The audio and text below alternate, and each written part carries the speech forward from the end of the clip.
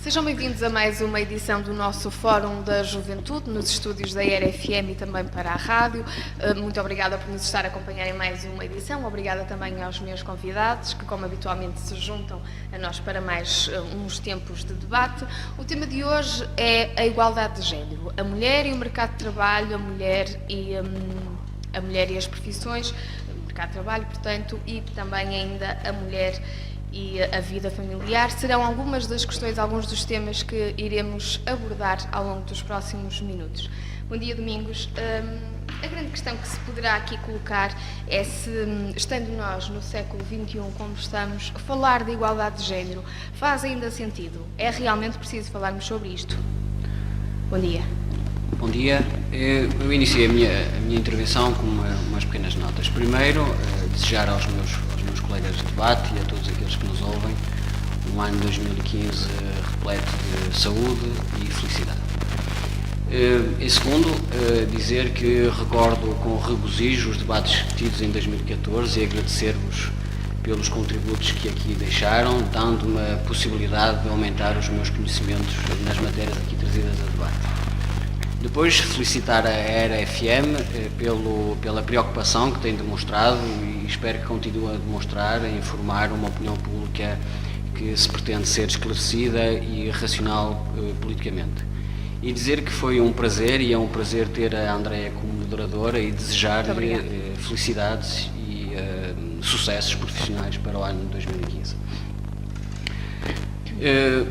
Este tema, pela sua abrangência pluridisciplinar, pode ser analisado e debatido por diversos prismas, desde a psicossociologia à economia, desde da gestão ao direito.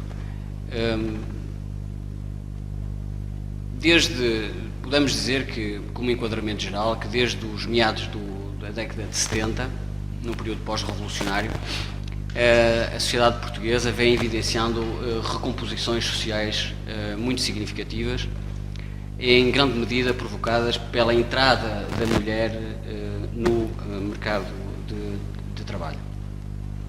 E dizer que também que desde essa altura e da entrada em vigor da chamada Lei da Igualdade, o Decreto-Lei 392/79, que é de 1979, cujo objetivo era garantir um acesso ao emprego e tratamento no emprego em igualdade de circunstâncias com os homens, consequência do direito ao trabalho que foi consagrado na Constituição Portuguesa, que se vem evidenciando também evoluções muito significativas no direito nacional, no direito comunitário e no direito internacional sobre esta matéria. Apesar desses avanços legislativos, que foram e são um impulso significativo no combate à igualdade, pelo facto de a população no geral hoje ser mais consciente dos direitos que lhe assiste e pelo facto também de ter havido alterações de mentalidades significativas fruto da democratização do ensino, apesar de todos estes fatores aparentemente positivos, registra-se ainda uma discriminação negativa no acesso ao emprego, no tratamento no próprio trabalho, no emprego, no acesso a lugares de decisão e ao nível salarial, com clara desvantagem para as mulheres, mas não são. Os homens também são, em certa medida, e em situações muito particulares, vítimas de desigualdades ou diferencial salarial. A minha intervenção, ou seja, eu irei incidir o meu pensamento aqui neste debate sobre uma questão muito simples. Dado que o tema é vasto e é pluridisciplinar, centrarei as minhas intervenções num tema que me parece interessante, que é o diferencial salarial e de que forma é que esse diferencial salarial foi se alterando ao longo dos últimos 35 anos. Dizer, para terminar, que as razões, as causas mais abstratas que justificam estas desigualdades entre homens e mulheres é explicada pelo facto de que a nossa organização social remeter os homens e as mulheres para posições muito rígidas na estrutura social e na organização social, e isso tem como consequência a origem de fatores subjetivos, os chamados estereótipos, que criam os preconceitos. Dizer que esses preconceitos são tanto mais prováveis onde de facto existir uma hegemonia masculina ou feminina numa determinada profissão. Mas, do ponto de vista abstrato, do ponto de vista geral, aquilo que mais justifica a existência ainda nos dias de hoje das desigualdades ou desta discriminação negativa, e bem patente do ponto de vista quantitativo, quando se analisa, se me for dada a oportunidade, posteriormente irei trazer aqui alguns números que são interessantes sobre o diferencial salarial. Aquilo que mais justifica esse diferencial é, em grande medida, os preconceitos que ainda não conseguimos combater. Muito bem, muito obrigada, Domingos, por esta intervenção inicial e, de certa forma, também aqui, digamos, um resumo, um apanhado daquilo que nos traz até aqui hoje, o tema que temos a debate. Gostaria também até de acrescentar, e a propósito daquilo que acabaste de dizer, que um artigo de 29 de outubro, portanto, bem recente, 29 de outubro de 2014, que saiu no Jornal Público, dava conta disso mesmo, precisamente, que, olhando para cada um dos diferentes indicadores tidos em conta, sai-se particularmente bem, Portugal sai-se particularmente bem nos relacionados com a educação, ou seja, em termos de educação, a disparidade, digamos assim, entre homens e mulheres já não é tanto assim, mas, efetivamente, no que toca à matéria de igualdade salarial, aqui sim é que reside, digamos assim, o grande fosso entre homens e mulheres. Hugo Peixoto, bom dia também, obrigada por estares aqui connosco para mais um debate. A pergunta é a mesma, portanto, faz sentido, é preciso discutirmos, debatermos, falarmos ainda sobre igualdade de género? Antes de mais, bom dia. Queria começar por, em acrescento ao que o Domingos disse anteriormente, felicitar a todos, desejar a todos um bom ano de 2015, certamente com mais debates para que todos possamos aprender mais um pouco, que é sempre algo de positivo. Voltando ao nosso tema, efetivamente, hoje, acompanhando o conceito que o Domingos começou por explorar, esta é uma matéria que, muito para além de um caráter político, é uma matéria que transcende todas as vertentes da nossa sociedade, é uma matéria que está enraizada em vários processos, quer da psicologia, quer da sociologia. É uma matéria que, à primeira vista, pode parecer algo muito simples, mas que anda muito nos meandros de toda a nossa sociedade. E é, sem dúvida, uma problemática que hoje nos deparamos, esta da igualdade de géneros, neste caso entre os homens e as mulheres, efetivamente. Como falávamos no início, existe esse estudo do público que diz que, efetivamente, a nível, por exemplo, da educação, Portugal está até numa posição bastante favorável. Mas esse mesmo estudo faz uma abrangência mais diversificada, isto é, classifica o país tendo em consideração todo um conjunto de vertentes, quer seja a mulher na vida familiar, quer seja a mulher na sua inserção com a sociedade, na sua inserção numa atividade ativa ou menos ativa na atividade política, e elenca um conjunto de fatores. E nesse conjunto verificamos que Portugal é o pior resultado que tem desde 2006, encontra-se em 136 lugares, encontra-se em 51º lugar. Ou seja, é o 11º país com o pior resultado dentro da União Europeia. E se nós analisarmos o estudo e analisarmos de uma forma mais global, é interessante a localização dos países que ocupam os lugares mais cimeiros e a localização dos países que ocupam os locais mais de fundo da tabela. Obviamente que, a nível dos países que possuem um melhor ranking, estaremos sempre a falar dos países nórdicos, Finlândia, Dinamarca, serão muito esses os países que ocupam as posições principais, e na cauda do ranking temos então os países como a Grécia, entre outros, que ocupam as posições mais baixas da tabela. Contudo, e analisando isto, não posso deixar de fazer um pequeno reparo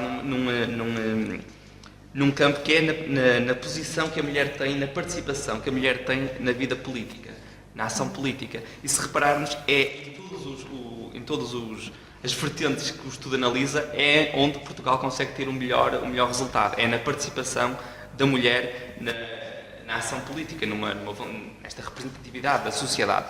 E não deixa de ser um dado interessante que poderemos efetivamente explorar mais à frente. Eu acho que, ao falarmos desta igualdade de géneros, temos de fazer uma distinção a priori, que é sabermos distinguir quais são as diferenças que efetivamente são inerentes às estruturas biológicas de um homem e de uma mulher, ou seja, as diferenças a nível de sexo e de género. Existe uma certa ambiguidade, tenta-se incluir tudo no mesmo, porque se por um lado sabemos e defendemos, e é aquilo que se tem desde a década de 70, essencialmente com a entrada da mulher no mercado de trabalho, que se tem polarizado esta harmonia entre os homens e a mulher, não podemos deixar de deparar que muitas desta discriminação, que ainda hoje acontece, deriva essencialmente de características de género que são intrínsecas à mulher.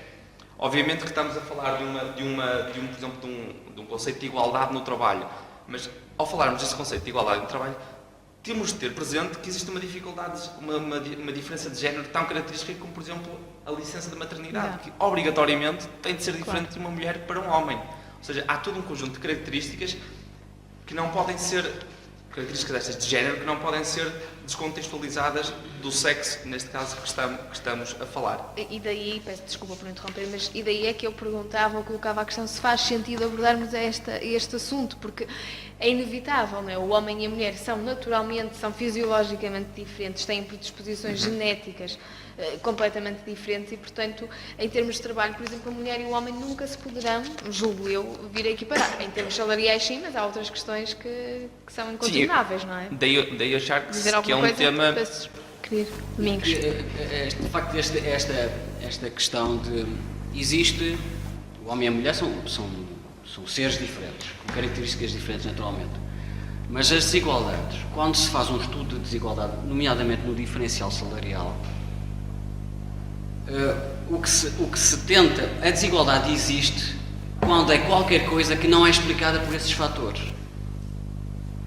Ou seja, quando se coloca no modelo variadíssimas variáveis como essas que acabaste de enunciar, a desigualdade aparece quando ela é justificada não pelos fatores que estão aqui enumerados. Ou seja, o que cria desigualdade não é o facto da mulher ser diferente do homem, é outro fator qualquer. Não sei se me fiz entender. Sim, e percebo o que estás a dizer. É aquilo que não se consegue explicar. Aí é que se consegue, estatisticamente, se quisesses identificar numa base de dados entre estão os salários das mulheres, salários dos homens, aquilo que não é explicado pelo modelo é que representa a desigualdade. Porque quando se faz um estudo sobre desigualdades, põe-se logo em cima da mesa as características biológicas da mulher e do homem. Pois, quando a partir daí isso não pode servir de base... Isso não serve para desigualdade. Pois. Não sei se me fiz entender. Sim, são questões que no fundo não explicam, não estão lá. Não explicam, sim. E pegando naquilo que disseste e concordando com isso, em termos de estudo, é um bocado diferente de nós equacionarmos a problemática em termos, por exemplo, de um estudo ou em termos de um conceito de realidade concreta. Pegando naquilo que eu disse e que tu disseste, e vamos transpor para uma realidade extremamente prática, que é a contratação de uma pessoa. Infelizmente, em Portugal ainda tem esse preconceito, é mais fácil a um patrão, se calhar, contratar um homem ou uma mulher, porque vai pensar logo naquelas características de género que falamos. Ou seja, continua a ser um fator discriminatório. O que está a explicar aí a desigualdade não é a diferença. Exatamente, é um fator discriminatório. É um fator discriminatório. Obviamente. Ou seja, no fundo, tudo isto para dizermos ou tentarmos dizer que muitas das vezes esta questão parte sobretudo de uma questão de atitude, a atitude que a sociedade ainda tem perante, no fundo, este caso, esta situação. Muito bem, muito obrigada, Hugo, também por estas palavras iniciais. Rita, bom dia. Igualdade de género, estamos no século XXI e há ainda necessidade de igualdade de género? É importante falar de igualdade de género? Bom dia. Bom dia. Eu quero antes de mais também agradecer à RFM a oportunidade que foi dada aos jovens de se expressarem e de aqui debaterem, terem um fórum próprio e das juventudes partidárias e do movimento, ter aqui um fórum em que pode mensalmente debater os assuntos pertinentes para a sociedade, para o mundo e não só para a Amarante. E isto faz-nos a todos refletir sobre questões que certamente de outra forma não faríamos. e por isso quero agradecer a todos os companheiros e também a Andreia e à RFM por nos dar esta oportunidade e desejar a todos que o próximo ano, este ano, seja um ano próspero também em debates. E quero com isto dizer-vos que também este tipo de fóruns é potenciar a igualdade de géneros, porque basta olhar para as pessoas que cá estão aqui. Hoje estamos bem igualitários, quer dizer, excluindo a mim, que sou moderadora. Está equilibrado. Está equilibrado. E é também dando a possibilidade das pessoas darem o seu contributo e terem a sua participação cívica e política ativa que se combate a desigualdade de género que se sente. Porque nós temos aqui de fazer quase que um ponto prévio.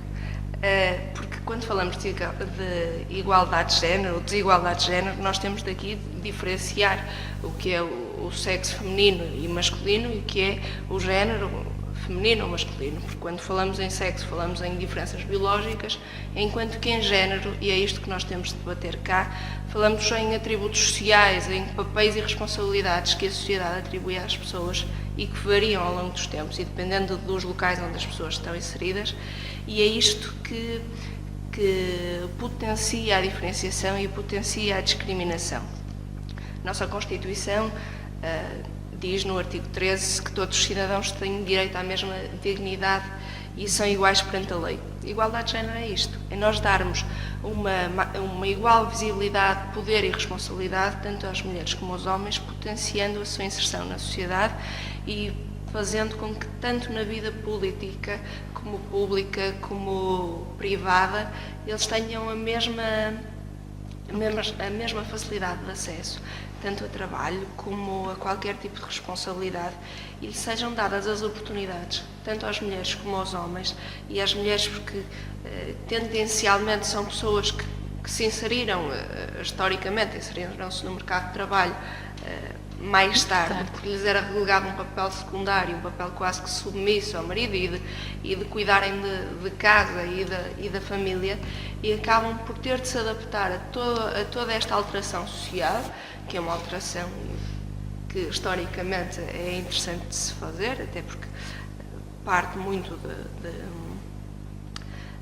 de alterações conjunturais e também a guerra em vários países levou a que as mulheres tivessem de se inserir muito rapidamente na sociedade e tivessem de aceder a certos lugares.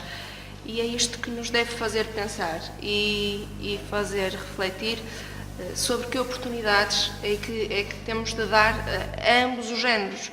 E dando-lhes as mesmas oportunidades, temos de fazer um equilíbrio por forma a que o género masculino, que esteve inserido na sociedade de uma forma muito mais ativa durante um período lato, venha também a ocupar os lugares que a mulher ocupou na vida familiar, nas responsabilidades que a mulher ocupou até então, dando-lhe a oportunidade de aí ocupar o seu papel. A questão da igualdade de género, o Hugo falou há pouco, eu achei muito interessante, na participação política, nós neste ranking até estarmos equilibrados na igualdade de género.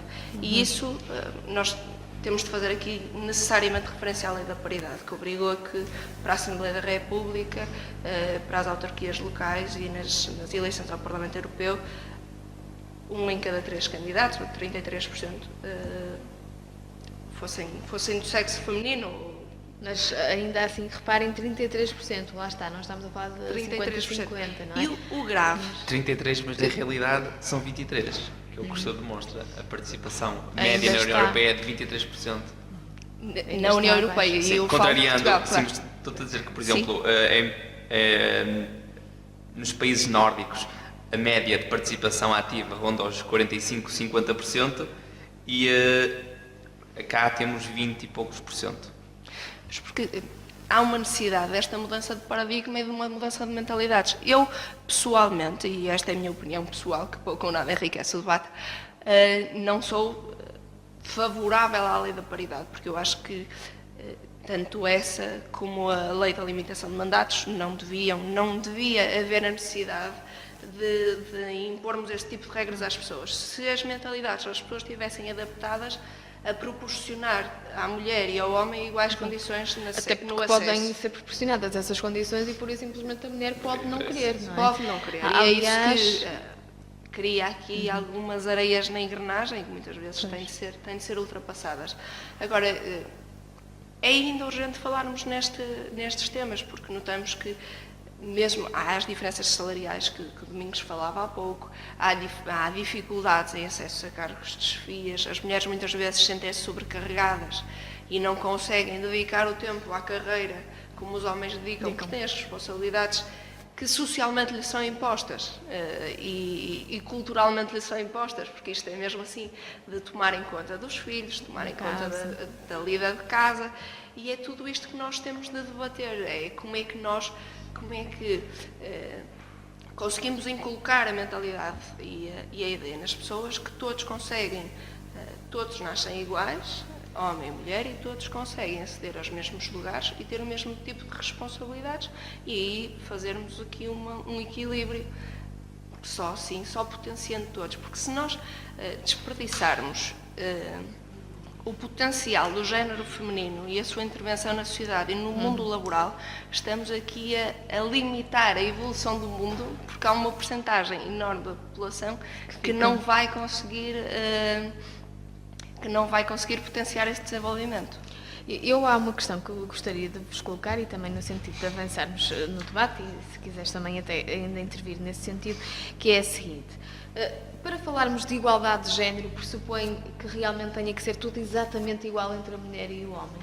Ou seja, num caso prático no trabalho, a mulher regressa ao trabalho depois de ter um filho, tem a redução de horários. Por exemplo, o homem não tem. Mas pelo simples facto da mulher ter umas condições e o homem ter outras, já não estamos a falar de igualdade de género. Tem que ser assim tão...